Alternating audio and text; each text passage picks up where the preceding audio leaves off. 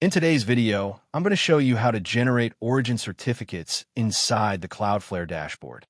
First, log into your Cloudflare dashboard and select the website you want to secure.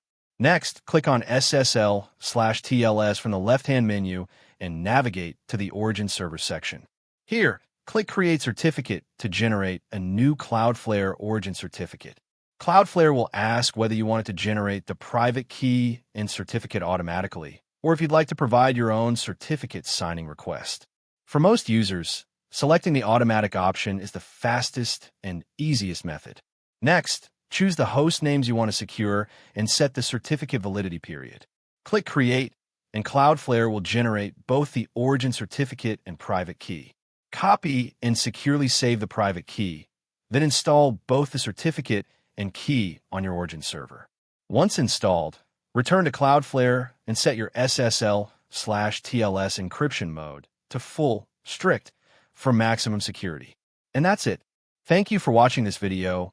Please feel free to use the affiliate link in the description.